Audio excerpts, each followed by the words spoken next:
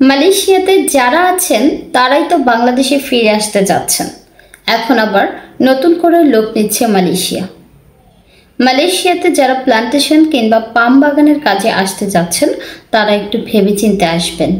কারণ আপনি মালয়েশিয়াতে পাম বাগানের কাজে এসে 1 থেকে 1.5 লাখ টাকা ঠিকই কামিয়ে নিতে পারবেন। তবে এই কাজ কিন্তু খুবই কষ্টের। কঠিন পরিশ্রম করেই আপনাকে এই টাকাগুলো উপার্জন করতে হবে। অন্যান্য কাজের থেকে পাম বাগানের কাজ কিন্তু খুবই কষ্টের। এখানে পুরাতন লোকেরাই কিন্তু কাজ পাচ্ছে না বলে দেশে ফিরে আসছেন। তো সেই ক্ষেত্রে আপনি নতুন হয়ে কিভাবে ভাবছেন যে মালয়েশিয়াতে গিয়ে আপনি আরামের চাকরি পাবেন? আপনারা একটু ভেবেচিন্তে আসবেন এবং আসার আগে আপনারা আপনাদের যে আত্মীয় স্বজন যদি মালয়েশিয়াতে থেকে থাকেন তাহলে আপনি তাদের সাথে ভালোভাবে যোগাযোগ করে পরামর্শ নিয়ে তারপরেই আসবেন।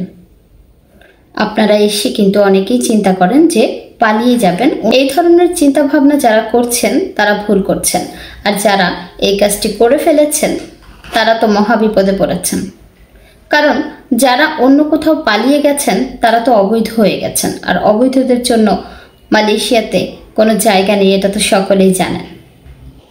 তো আপনারা নিজের বিপদ নিজেই ডেকে আনবেন না। ধন্যবাদ।